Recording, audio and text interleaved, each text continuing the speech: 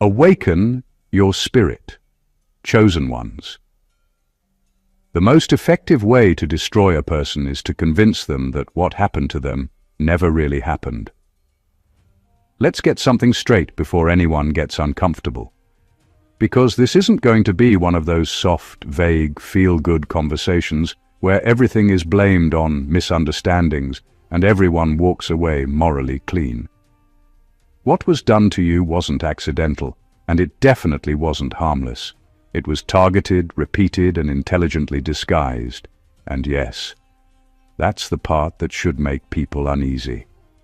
Here's a fact most people don't like to sit with. Prolonged exposure to injustice rewires the brain faster than trauma itself. Neuroscience shows that when someone is consistently blamed, isolated, or punished for reacting to harm, the brain doesn't just store pain, it stores patterns.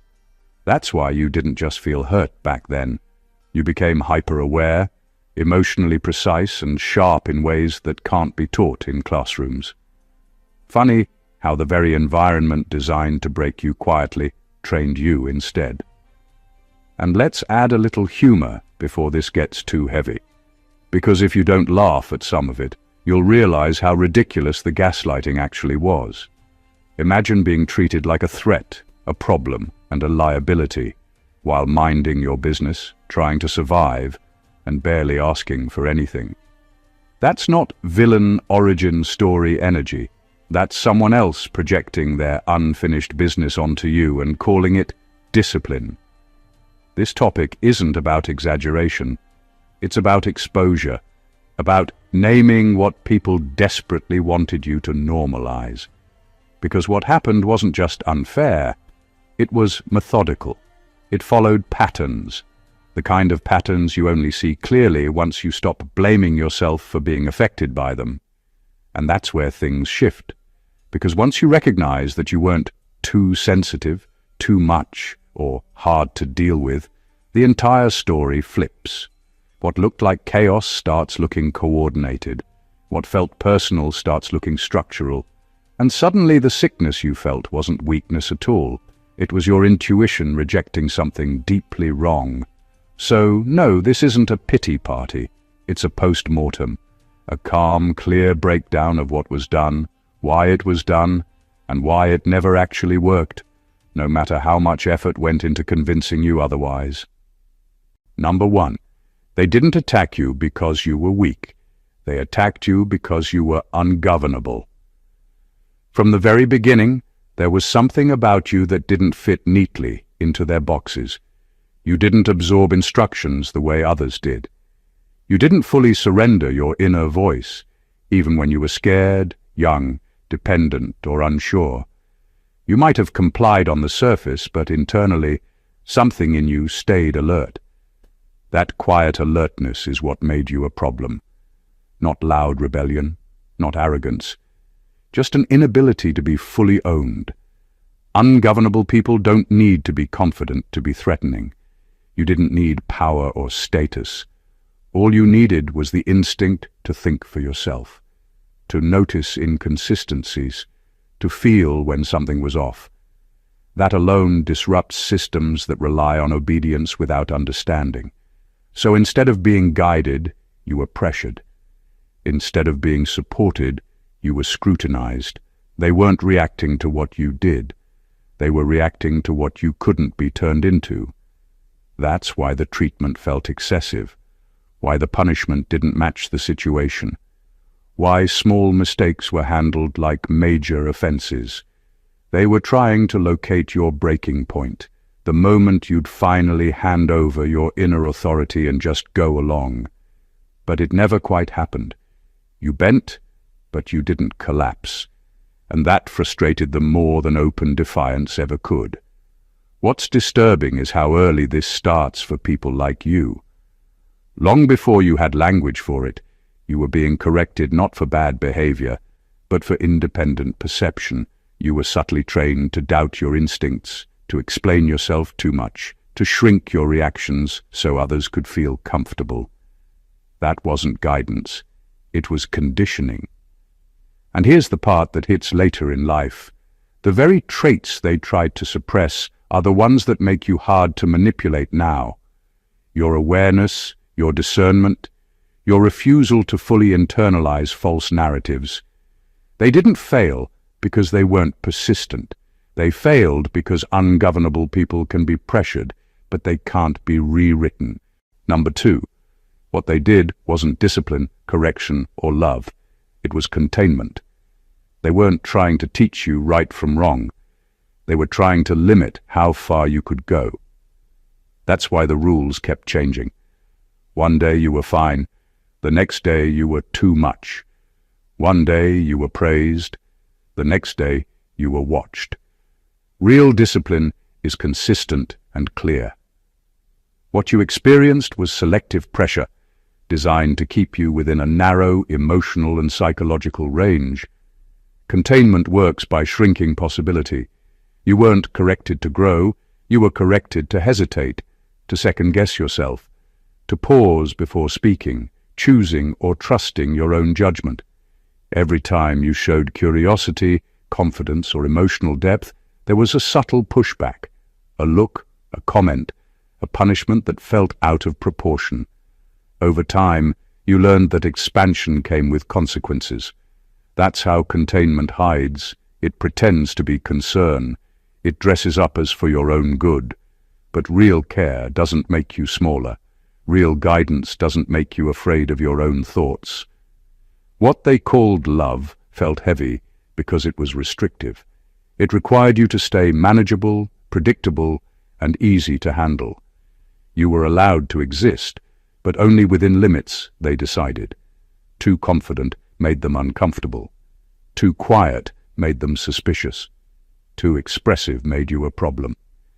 So you were constantly adjusting yourself just to stay safe. That's not growth, that's survival.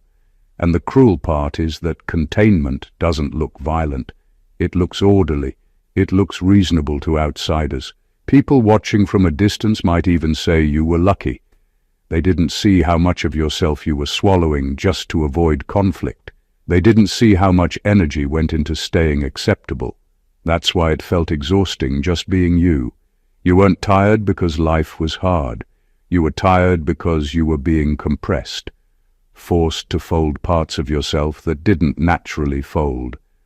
Over time, that creates frustration, self-doubt, and a quiet grief for the version of you that never got space to fully breathe. What they underestimated is that containment can delay growth, but it can't eliminate it. Once you're out of that environment, expansion happens fast. The moment the pressure lifts, you realize how much was held back, and that's when it becomes clear. They weren't shaping you. They were holding you down. Number 3, you were treated like a problem because you exposed their unresolved guilt just by existing. You didn't have to say anything or do anything outrageous to trigger it. Your presence alone was enough. Something about you quietly reminded them of choices they never made, growth they avoided, and responsibilities they dodged. You became a walking mirror they never agreed to look into, and instead of facing what they saw, they turned the mirror into the problem.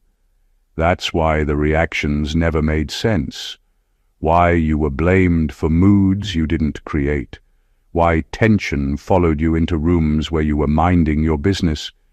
People carrying unresolved guilt don't respond logically. They respond defensively. And guilt hates exposure. It hates clarity. It especially hates someone who doesn't play along with denial. You noticed things. You asked questions that weren't meant to shame but still did. You held standards they had quietly lowered for themselves. Even your silence could feel accusing to someone who knows they cut corners in life. So rather than take responsibility, they made you the disturbance. If they could label you difficult, sensitive, or problematic, they wouldn't have to confront the discomfort you stirred up in them. This is why the criticism felt personal but vague. You were accused without clear evidence, corrected without clear instruction, judged without a fair trial. The issue was never your behavior. It was the way your existence poked holes in the story they told themselves about who they were. And here's the part that takes time to see. They needed you to be flawed so they could feel justified. If you were wrong, they were safe. If you were unstable, they were normal. If you were the issue, their conscience could rest. So they kept pressing on your weak spots, hoping you'd eventually internalize the blame and carry it for them. That's a heavy burden to place on someone, especially when they're still forming their sense of self. You learned to over-explain, to apologize for things you didn't do, to constantly check whether you were at fault. Not because you were guilty, but because guilt was being outsourced onto you.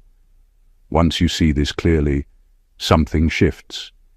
You stop arguing with accusations that were never about you.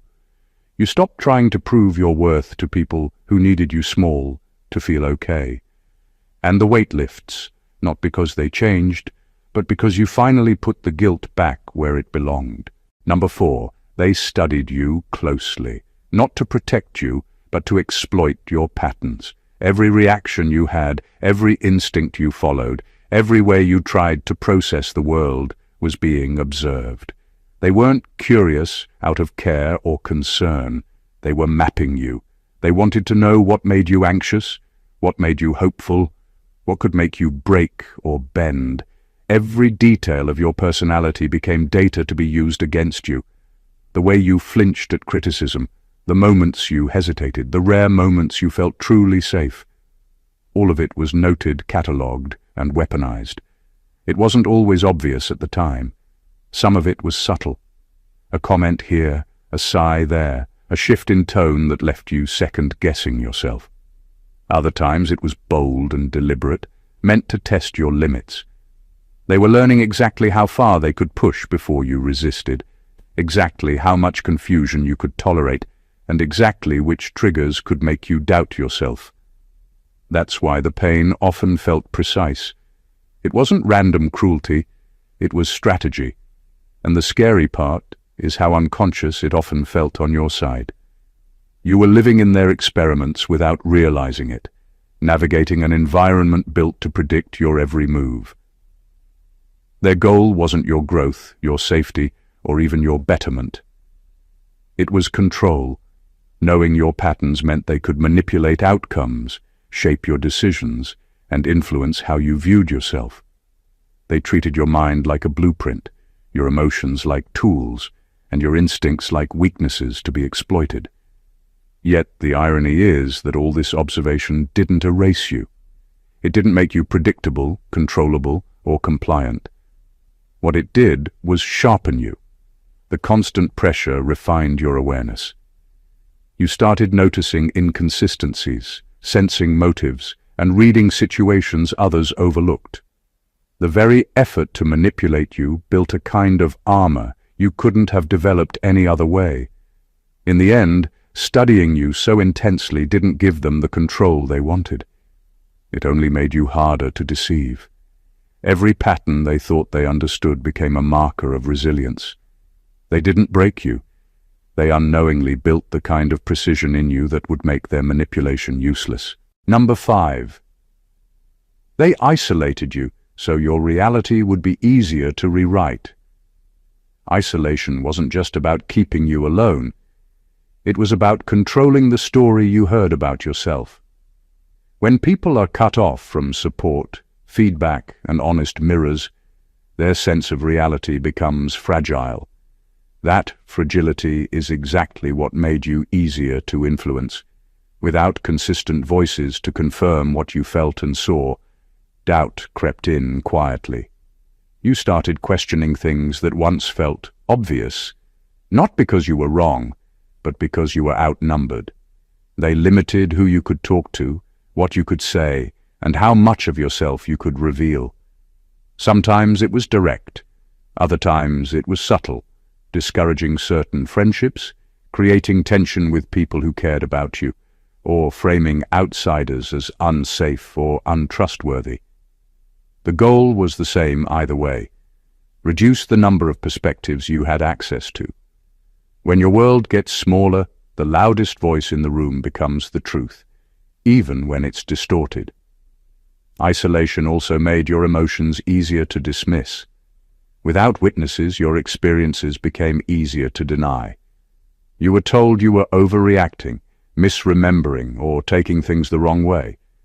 And because you didn't have anyone consistently saying, "No, that's not okay," you slowly began negotiating with those narratives. You learned to rationalize harm just to survive it. What makes this especially damaging is how it trains self-doubt into your nervous system. You didn't just feel lonely, you felt uncertain. You hesitated before trusting your instincts. You replayed conversations in your head, wondering if you imagined the tension or the cruelty. That kind of mental looping doesn't come from weakness. It comes from being denied validation for too long. And yet, isolation has an unintended consequence. When external noise is stripped away, internal awareness grows. You were forced to spend time with your thoughts, your feelings, your inner world. Even in confusion, something in you kept track of the truth. A quiet part of you remembered what felt wrong, even when you couldn't explain why. That's why, once you reconnected with others or found language for your experiences, clarity came fast. The rewritten reality couldn't hold up under honest reflection. Isolation delayed your understanding, but it didn't erase it. The truth didn't disappear. It waited. Number 6. They punished you for reacting to harm instead of acknowledging the harm itself. From the start, it wasn't what happened to you that mattered. It was how you responded to it. Every time you showed anger, sadness, frustration, or even quiet disappointment, the focus shifted onto you. Your emotions became the problem, not the actions that caused them. That's why it often felt like you were being punished for being human. Because in a way, you were. You were punished for having the courage to feel, for having instincts that screamed something wasn't right. The cruelty of this is subtle, but devastating. If someone spills coffee on your lap, you expect irritation. If someone betrays your trust, you expect hurt. But when the response becomes the target, the original harm vanishes in the narrative. They didn't have to face their actions. You became the evidence of wrongdoing. Your body's natural signals, your mind's alert system, your attempt to process trauma, all of that was reframed as the problem. Over time, it teaches a person to question their own reactions, to distrust their instincts, and to apologize for feelings they never asked for. This pattern also trains hypervigilance. You start monitoring yourself constantly, calculating how to respond so that you aren't wrong in someone else's eyes. The natural flow of emotion becomes dangerous. Spontaneity is replaced by self-censorship. Your nervous system starts treating natural responses like liabilities. Yet there's a hidden strength buried in this injustice. Because your reactions were unfairly targeted, you became acutely aware of emotional manipulation. You started noticing when guilt was being assigned incorrectly, when blame was being shifted, and when harm was being disguised as concern. You learned to separate cause from effect, harm from reaction, and reality from projection. The truth is that punishing someone for responding to pain is a desperate move by people who cannot face accountability. They may have thought it would break you. Instead, it honed your perception. You began recognizing the mechanics of injustice in ways few ever do. The very thing they tried to shame in you, your reaction to harm, became the compass that would guide you toward clarity and independence. Number 7. They deliberately confused love with survival so you'd mistake pain for connection. What they did wasn't random neglect or absent-mindedness. It was a carefully orchestrated mix of attention and withdrawal, warmth and coldness, praise and punishment. Affection came inconsistently, approval was given sparingly, and safety felt conditional. The result was that you learned early on to equate the bare minimum of care with love. You started measuring relationships by survival, not by nourishment. Every time you felt relief, even for a moment, your system coded it as reward, even when harm followed immediately after. This confusion rewires how you understand connection. Pain and discomfort became signals to pay attention rather than warnings to escape. You learned to tolerate emotional instability, thinking it was part of normal love. Moments of kindness were amplified in your memory, while the repeated injuries were minimized because your body and mind were trying to make sense of a chaotic system. Over time, the line between safety and threat blurred. You began to accept what should have been unacceptable because survival required it. They did this because predictable compliance isn't enough. It's the emotional roller coaster that ensures control. By alternating care and cruelty, they trained you to chase approval and constantly negotiate the terms of your own safety. You weren't just responding to actions. You were responding to a system designed to make you dependent on its rules, even when those rules were harmful. And yet, the effect of this manipulation has a hidden lesson. It teaches vigilance and discernment.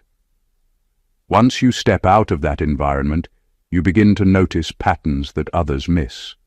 How people's behavior fluctuates when power is involved, when control is disguised as care, when emotional currency is being spent strategically.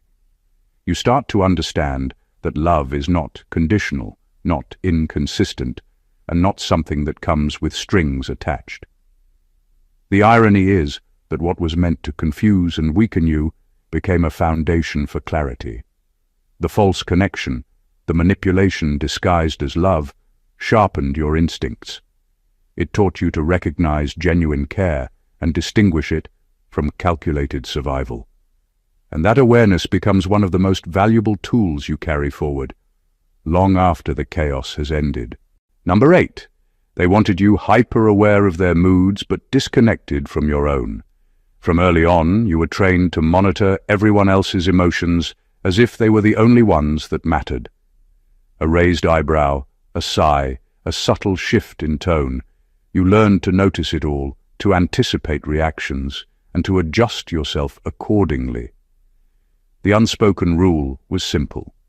Keep them comfortable, keep the peace, and never let your own feelings get in the way. Your instincts, your needs, your discomfort, all of it became secondary, invisible, something to suppress. This kind of conditioning is exhausting because it flips the natural order of awareness. Normally, a person learns to navigate the world by balancing their own feelings with others, understanding boundaries, and asserting needs when necessary. In your case, you were hyper-tuned to everyone else while your own internal signals were ignored, dismissed, or punished. Over time, that disconnection creates a strange emptiness. You know what everyone else needs, wants, or feels, but you lose track of what you even want yourself. The irony is that this hyper-awareness is also a form of control. By keeping you attuned to their moods, they ensured you were always reacting to them rather than acting from your own sense of self. You became predictable in your responses, while still thinking you were autonomous. Your energy was consumed managing their emotional landscape, leaving little left to explore your own thoughts, desires, or boundaries. Yet, there's a hidden edge to this. Because you were forced to observe so carefully, your perception of human behavior became acute. You notice micro-expressions, subtle intentions, and inconsistencies that others miss. You learn to read people in ways that feel instinctual now, but back then, it was survival. The very skill they honed for their control became your tool for discernment.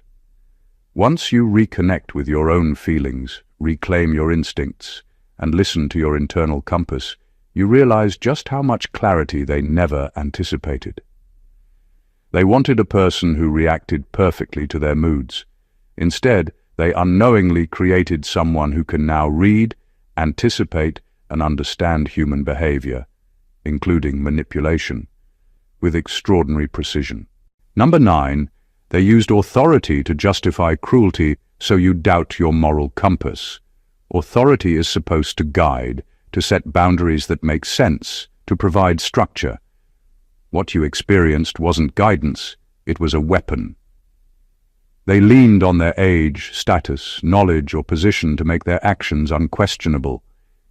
Because they had power in some form, their cruelty was framed as necessary, justified, or even deserved. And the effect on you was devastating. You started doubting your own sense of right and wrong. If the person who should know says it's okay, how could it feel wrong? Every punishment, correction, or unfair expectation was disguised as moral instruction. You were taught that compliance equaled righteousness, and resistance equaled sin or error. That conditioning runs deep because it hijacks the simplest measure of self-trust, your instincts. You start asking yourself, am I overreacting? Am I too sensitive? Maybe they're right and I'm wrong, even when your gut knows the truth. Authority, in this context, isn't a tool for guidance. It's a mirror that reflects back someone else's distorted version of reality and forces you to question your own. The danger is subtle, but constant.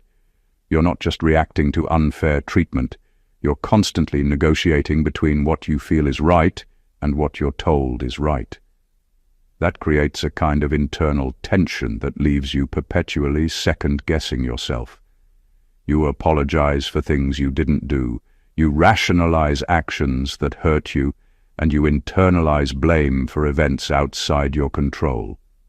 All because the person wielding authority framed their cruelty as proper, unavoidable, or just. The remarkable part is what emerges after this conditioning is challenged. Once you start observing actions without filtering them through the lens of authority, clarity hits like a shock wave.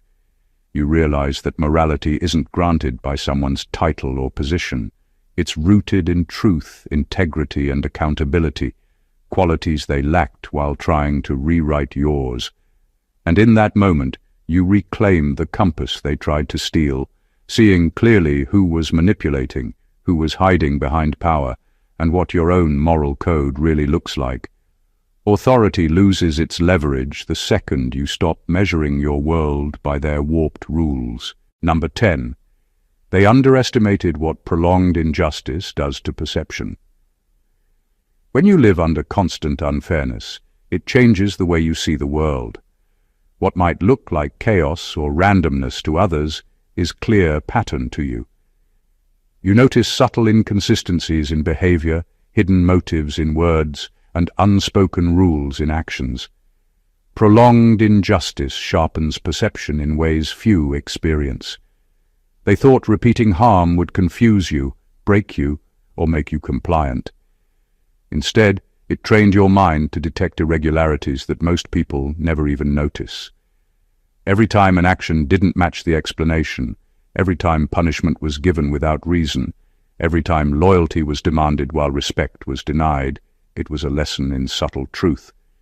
You were learning the mechanics of manipulation without even realizing it.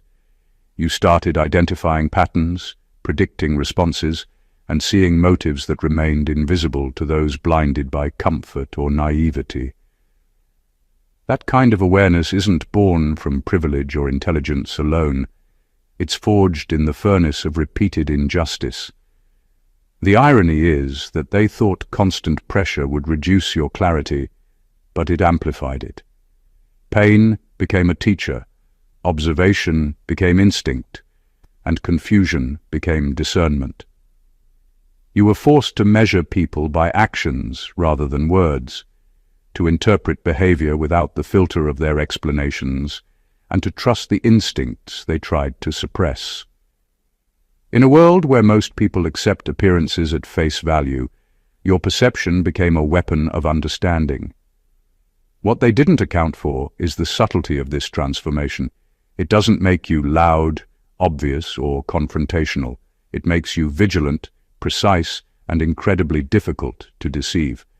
The same environment they built to control you created someone who sees beyond manipulation, someone who can identify truth in chaos, and someone whose instincts are finely tuned to detect dishonesty. In the end, their efforts to confuse and dominate became the very thing that armed you. Prolonged injustice didn't break you the way they expected. It refined your perception, giving you insight into human behavior that most people spend a lifetime trying to understand. They underestimated you because they couldn't imagine that survival under their control could sharpen clarity rather than dull it. Number 11. They tried to delay your becoming, not realizing delay creates depth. Every block, every obstacle, every unfair restriction was meant to slow you down, to keep you from realizing your full potential on their timeline. They wanted you paused, waiting, uncertain, and frustrated. They wanted your growth postponed so that you would remain manageable, controllable, and above all, predictable. They didn't see the irony. The very thing meant to stunt you was quietly building layers of strength, patience, and awareness that could never have formed without resistance. When your progress was delayed, you were forced to sit with yourself, to learn endurance in ways speed never allows. Waiting became a teacher. Frustration became a mentor. Every closed door, every discouragement, every not yet wasn't just an obstacle. It was a period of silent refinement. They thought you were being held back. The truth is, delay gave you something no advantage or privilege could: internal architecture. You learned how to hold yourself together when external forces were chaotic. You learned how to observe, assess, and adjust without losing sight of your purpose. In that space of waiting, clarity develops.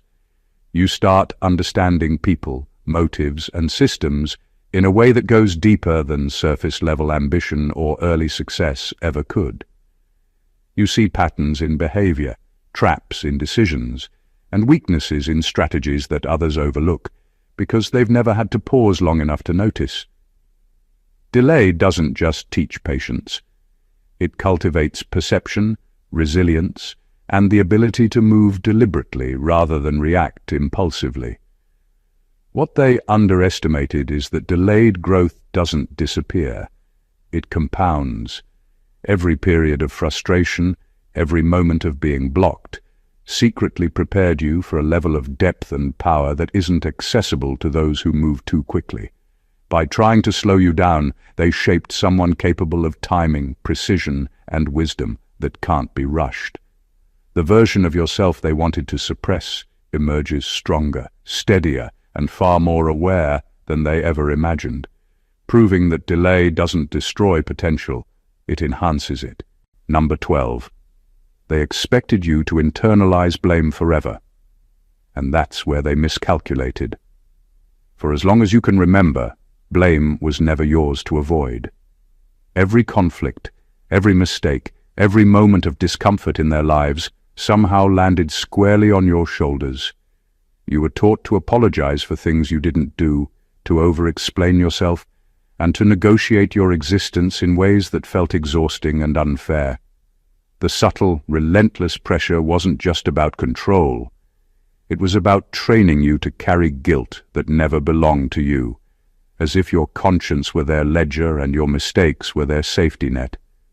But here's the thing they didn't count on. Blame can be deferred, questioned, and ultimately rejected. No matter how deeply they tried to root it in you, there comes a moment when something clicks. You stop asking, "What did I do wrong?" and start observing, "What was done to me?" That shift is invisible to them, but it's seismic. Once the lens flips, every accusation, every punishment, every unfair expectation is seen clearly for what it was: projection, manipulation, and an attempt to maintain power. They wanted you small, uncertain, and self-policing. Instead, the exact pressure they applied trained you to discern truth from fiction, reality from narrative. Their strategy relied on your internalization of guilt, but it underestimated your capacity to separate yourself from the lies forced upon you. The more they tried to make you carry responsibility for their dysfunction, the stronger your awareness became. You began to see patterns in behavior, recognize manipulation, and reclaim authority over your own experience. And when that realization lands, the liberation is profound. You understand that guilt is not a default setting, and blame is not a permanent inheritance.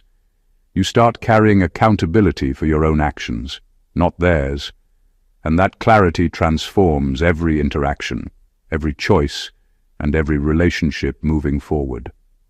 They expected compliance. What they got was emergence. The very tool they thought would enslave your spirit became the instrument of your freedom, proving that internalizing blame forever was never an option they could enforce. Number 13. Your healing threatens them more than your success ever could. They feared your rise, but they feared your recovery even more. Success can be dismissed, rationalized, or envied. It's tangible and can be measured, compared, or undermined. Healing, on the other hand, is invisible until it becomes undeniable. It changes the energy around you. It reshapes your presence. It removes the chaos they relied on to maintain control. When you heal, the imbalance they depended on collapses, leaving no excuses, no justifications, no easy way to maintain their authority over you. Healing isn't just about feeling better. It's about reclaiming the parts of yourself they tried to silence, erase, or manipulate. It's about aligning your body, mind, and emotions so that you no longer react according to their scripts. They thought they could keep you uncertain, scared, or self-doubting, but healing undermines that framework entirely. Every defensive move they made, every manipulation, every guilt imposed, starts to lose its power because your foundation no longer shakes. This is why some people respond to your healing with confusion, irritation, or even hostility. They can't admit that you are no longer within their sphere of influence. Your emotional independence exposes truths they wanted buried and behaviors they hoped you'd normalize. It threatens the narrative they've carefully constructed about you, about themselves, and about the world they try to control. When you heal fully, their attempts to diminish you don't work anymore, and that terrifies them more than your accomplishments ever could. Healing is a quiet but revolutionary act. It doesn't announce itself with trophies or titles, but it signals strength that can't be negotiated or silenced. It shows that their influence has limits, and that control has boundaries they can't cross. And the more you embrace it, the more impossible it becomes for them to manipulate your reality. Healing is your reclaiming of sovereignty, your refusal to be defined by past harm, and the ultimate disruption to the control they tried so hard to maintain. Your peace becomes their mirror, reflecting the very dysfunction they spent so long hiding. Number 14. They targeted you because something in you survives truth, and truth is uncontrollable. What they feared wasn't your strength, your intelligence, or even your compliance. What terrified them was your ability to see clearly, to feel accurately, and to hold on to reality no matter how twisted the circumstances became. Truth doesn't bow to pressure, logic, or authority. It exists independently, and you carried it within you in ways they could neither predict nor suppress. That's why their attacks were so relentless, because you were never fully aligned with their version of reality. You survived it, and surviving truth is something that cannot be caged, silenced, or edited. They tried to manipulate the story, rewrite events, and frame your perceptions as flawed, but truth has a stubborn persistence.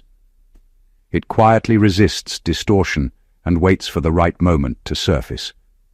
Every injustice they inflicted, every lie they told, and every boundary they violated only revealed how clearly you could perceive the difference between what was real and what was fabricated.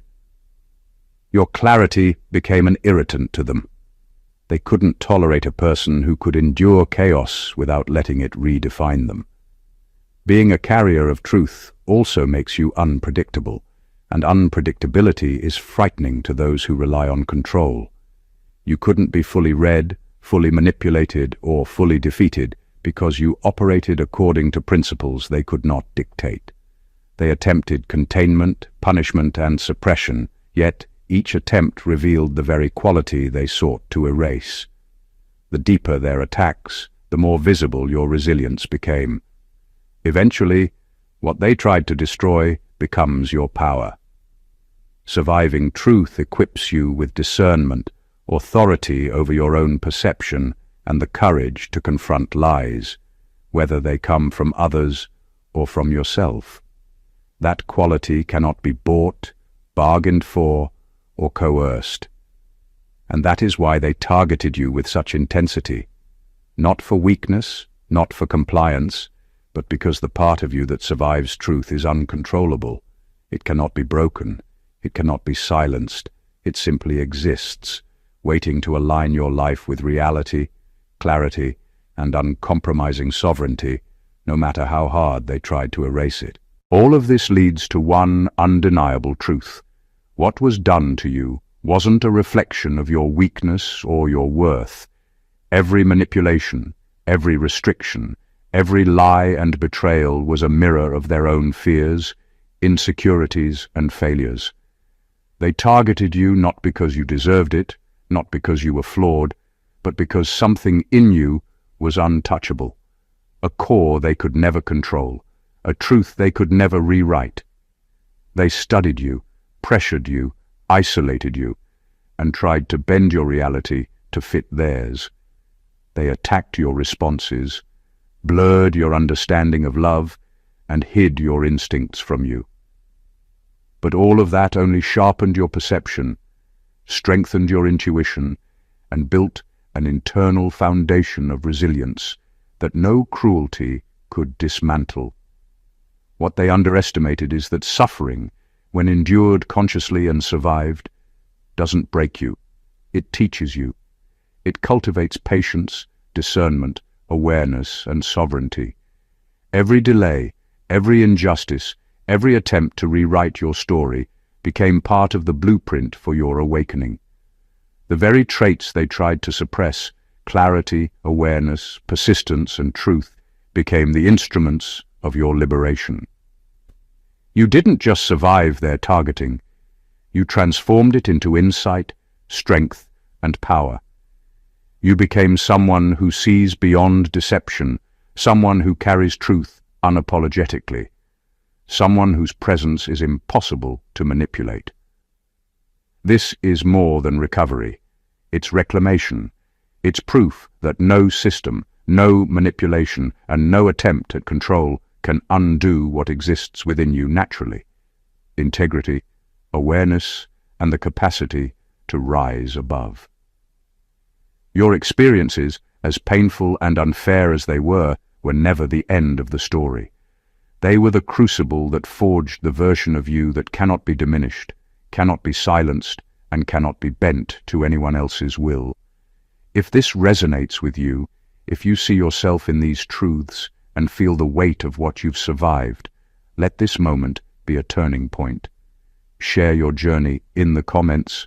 Encourage others by letting them know they're not alone, and help spread this message by liking and sharing this video. And don't forget to subscribe to the channel so you never miss insights that shine light on truths the world would rather keep hidden. You survived, you grew, and your clarity is a gift, and it deserves to be seen. Stay awakened, chosen ones.